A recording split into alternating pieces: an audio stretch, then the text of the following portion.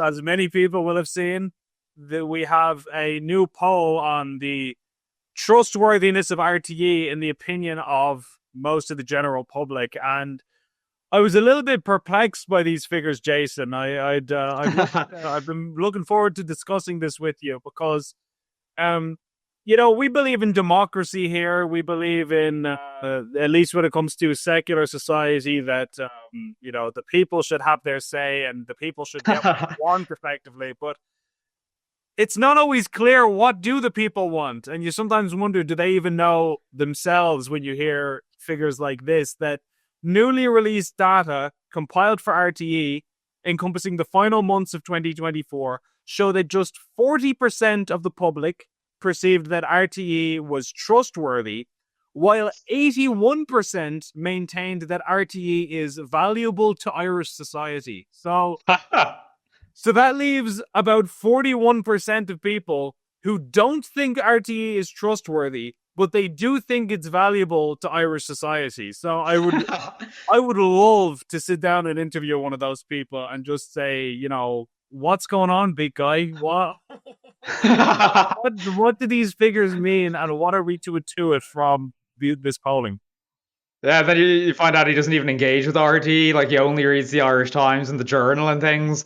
But I imagine, You know what? It's pure propaganda and lies, but there's actually a role for that in society. I think that's important. So uh, some lies need to be protected.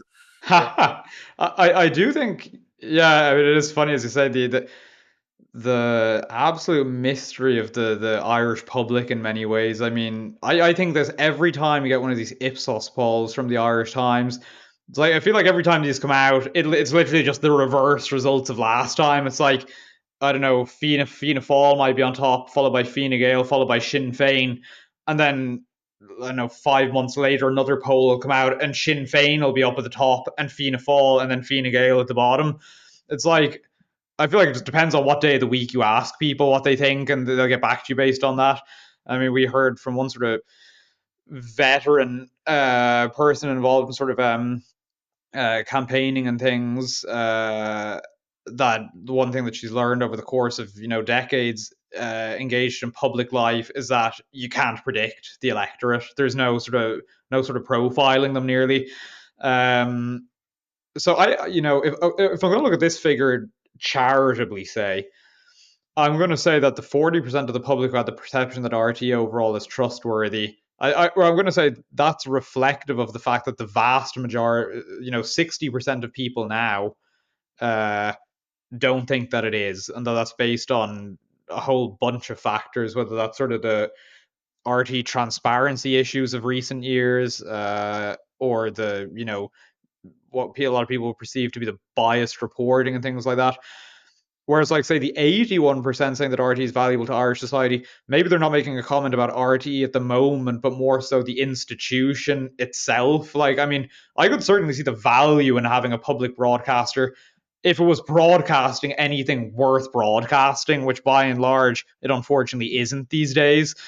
So I think it might be a case of a lot of people not being willing to throw the baby out with the bathwater or something like that. That's the only way I can make sense of this, because if I think about it any other way, it doesn't make any sense.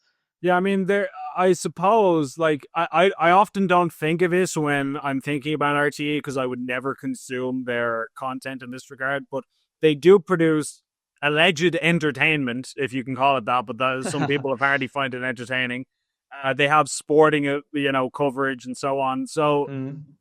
you could maybe imagine that somebody's like, oh yeah, I really like, Fair City, and I like Right. Better I Call. really like the publicly broadcast Angelus at six p.m. Yeah, exactly. Well, when it comes to their news coverage, I wouldn't trust them as far as I can throw them, or something like that. I don't know if that's what's going on there, but I do think it's noteworthy as well that just looking at these figures, like in mid 2024, it was as low as 37% of people said they were trustworthy. Then later in the year, that went up to 45%, and then it went down to 40%. So we're hovering around that sort of zone. So Well, I'd say by and large that spike was because people forgot that they don't find it trustworthy. yeah, exactly.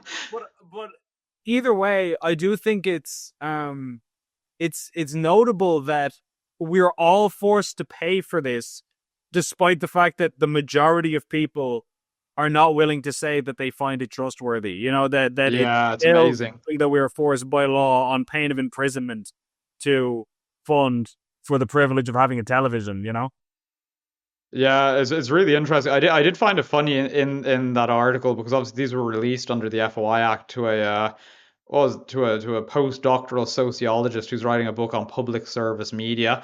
And I always find it funny when RT is sort of reporting on its own transparency issues and things like this, because there's a paragraph in it. It was like, in the letter releasing the data from RT dated 13th of January, it states that the information is being released in the spirit of openness and transparency. It's like, all right, RT, we see your openness and transparency. Thanks for that.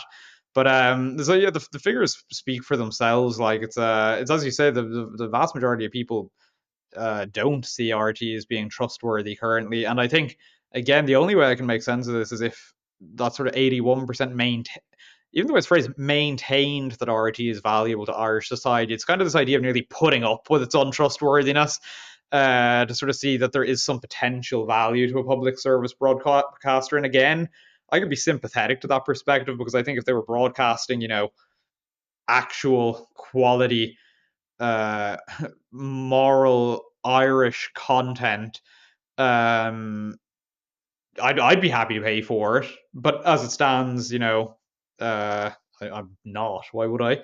Yeah, not to turn this into the Catholic headbanger controversy episode, but Too is late, too late, I think. yeah, that ship may have sailed. I don't. I think that ship sank. You know, so but well, with that said, I know Amy De Valera is a figure of great controversy in this country, but I have time for him, to be honest. And I Yeah. remember there's that video that it's of him when RTE was being first launched and created, and he was doing a national address to the country about this newfound organization and broadcaster RTE. And I thought it was such a good point he made. I'm paraphrasing, obviously. I haven't memorized his address from 1960, whenever this came out. Yeah, But if you hadn't got married, you might have memorized it, but yeah, yeah. But he effectively said in a nutshell that this will produce what the people of Ireland wanted to produce. So if we produce a great, virtuous society of people who demand beauty and culture and sophistication, then that's what it will give to us.